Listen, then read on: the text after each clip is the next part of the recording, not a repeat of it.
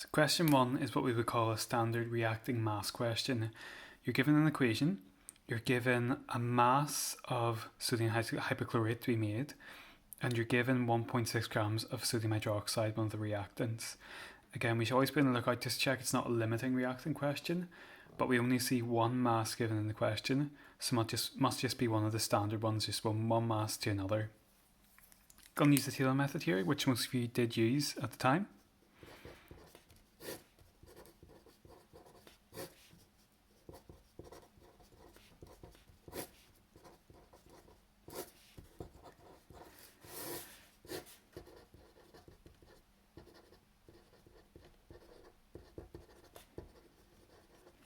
And we see very quickly with that we don't need very many of these columns.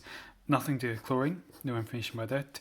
We are given a mass of sodium hydroxide, 1.6 grams. We're trying to find the mass of sodium hypochlorite. It tells me on top of the question that's NaOCl. So this mass here. We don't need sodium chloride, we don't need water. So just doing this normal way, work out my ratio first. There's 2 NaOHs, so it's a 2-to-1 ratio according to that equation, big numbers. Need to work out the moles first, so you need to use moles as mass over RFM. RFM of sodium hydroxide is 40, so it's 1.6 divided by 40, which is 0.04. Have to be careful to use my ratio. To get the moles of the NaOCl, it's a 2-to-1 ratio, so I need to divide 0.04 by 2 to get down to the correct ratio for the product. So it's 0.04 goes to 0.02 moles of NaOCl. Turning it back into a mass, need to times it by the RFM. NaOCl added up gives you 74.5. So if I do mass is RFM times moles, I get 0.02 times 74.5, which is 1.49 grams, which is your final answer for 5 marks. Have to use the answer for the rest for the next part of the question. Student carried out this experiment and only obtained 1.35 grams of sodium hypochlorite. Calculate the percentage yield. So my equation for percentage yield is actual yield over theoretical yield times by 100. Just have to be careful I pick the correct numbers for that fraction. The actual yield is the amount you actually get in a real experiment. So the experiments described to us in this part 2 carried out the experiment and only obtained 1.35 grams, so they actually got 1.35 grams. The theoretical yield is what you should have got in the experiment by calculation. So going back to the previous part, I should have got 1.49 grams according to this calculation. So theoretical yield is 1.49 times by 100 in the calculator comes out as 90.6%. Part B gives us a question about calcium chloride. Write the formula of calcium chloride. Calcium is in group 2, Ci2+. Chloride's in group 7, Cl-. Swap and drop that, gets you CaCl2. Calcium sulfate may contain more of crystallization. What's meant by the term water of crystallization? Still definition in your notes. It's water chemically bonded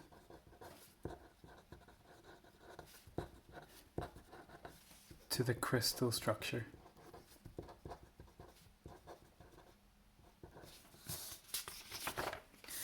Leads us on to part C, which is a war of crystallization experiment, where you've got calcium sulfate, CaMSO4.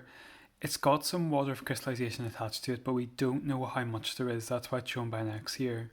We're trying to work out how much is there, and the general method for working that out is to heat it until the water evaporates, work out how much lighter it's got when you evaporate the water, and from those masses work out how many moles of water was there in the first place. So we've got this quite complicated looking table. We don't need actually all these numbers. They've put some of the hydrated calcium sulfate in the crucible and heated it so it gets lighter. Of course, when you heat it the first time, you don't really know when you've heated it enough.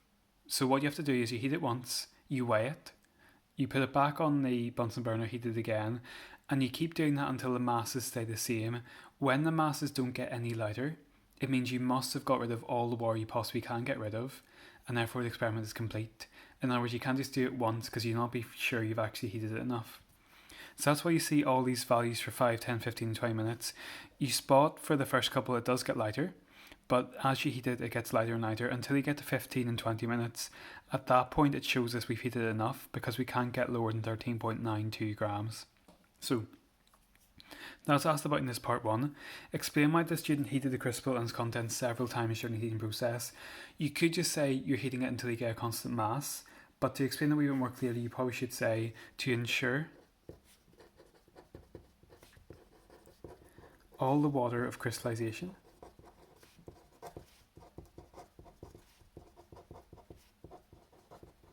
has been removed.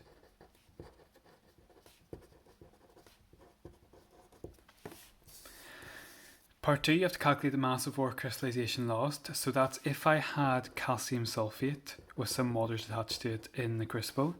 After I heat it, it's going to turn into just calcium sulfate and the water's gone. Need to work out how much lighter it's got, but that will tell me the amount of water it's been removed. The mass of the calcium sulfate, which is in the crucible in the hydrated form, would be 14.28 grams with the sulfate in minus 12.56 grams of mass of the crucible. So in other words, I have 1.72 grams of the hydrated calcium sulfate at the start with water attached.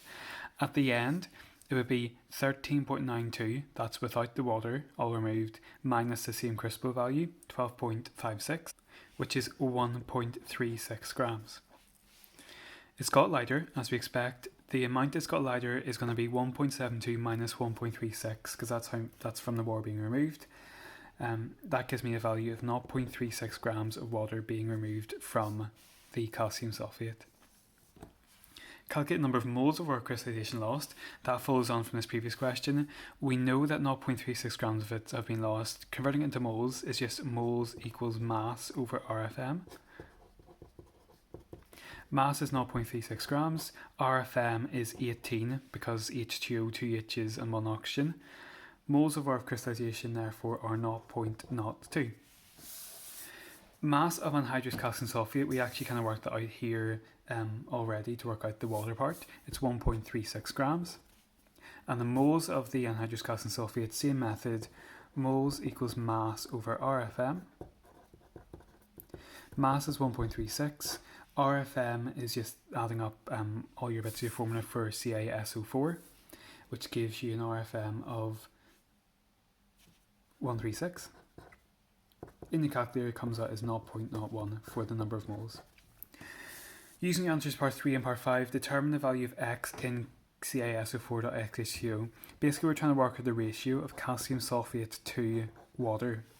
We know that in this amount of calcium sulfate, we've got 0.01 grams of calcium sulfate, and attached to that was 0.01 moles calcium sulfate. Attached to it was 0.02 moles of water. That's a 1:2 ratio. Therefore, there's 2 waters for every 1 calcium sulfate. Therefore, that X must be 2, which is your final answer. On to the back. We've got a question here where they're giving you an equation and they're giving you some masses. This is a limiting reactant question. I mean, one clue is the fact it says limiting reactant. The other clue would be the fact they give you 2 masses at the start here. But we don't treat it any differently at the start. We just do our wee table.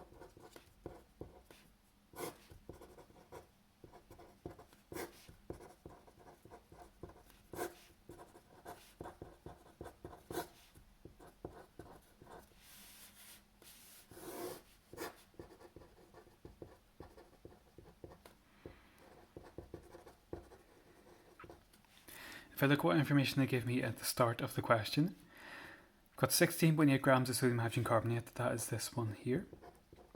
I've got 6 grams of magnesium sulfate.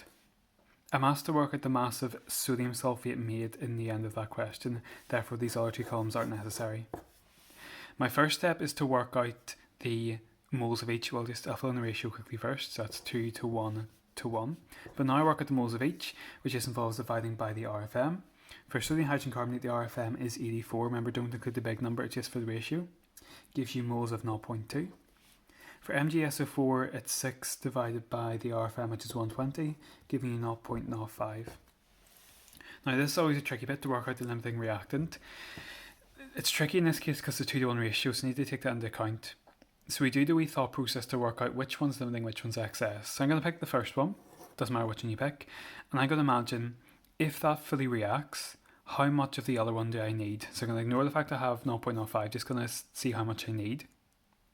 If I wanted to fully get rid of this 0.2 moles of sodium hydrogen carbonate, I would need, according to a 2 to 1 ratio, 0.1 moles of magnesium sulfate. That would ensure that this would all react, 2:1 ratio. In reality, I only have 0.05 moles of it. In other words, I don't have enough magnesium sulfate to fully react with and get rid of all the sodium hydrogen carbonate. Therefore, this must be limiting, and this must be excess. Once I've worked out the excess reactant, well, the answer to this first part is magnesium sulfate is limiting. I ignore the excess reactant. I use the limiting reactant to work out the moles of the product, because this is the one, once it's used up, the reaction stops. From magnesium sulfate to sodium sulfate, it's a 1:1 ratio. Therefore, it's 0.05 moles of sodium sulfate is made. Turn it back into mass by timesing by the RFM. RFM of sodium sulfate is 142 if you add it up. So 0.05 times by 142 gives you 7.1 grams, which is your final answer. Final question is an empirical formula question. It's a slightly tricky one because it gives you percentages rather than grams. So it's a compound containing iron and sulfur. 46.5% iron, 53.5% sulfur. Remember, I am allowed in this case to treat these like grams as long as I'm assuming I've got 100 grams of the compound. If I have 100 grams of this compound, there would be 46.5 grams of iron, 53.5 grams of sulfur. So I do my wee side-by-side ratio. 46.5 grams of iron, 53.5 grams of sulfur. Need my moles next, which involves dividing it by their atomic masses. So 46.5 divided by 56 for iron gives you 0.83. 53.5 divided by 32 for sulfur gives you 1.67. Not the most obvious ratio here. You can't just spot it maybe just by looking at it. If you divide them both by the smaller one, which is 0.83, so divide them both by 0.83, actually comes out quite neatly as a 1:2 ratio. There's 1 iron for every 2 sulfurs, therefore the formula must be FeS2.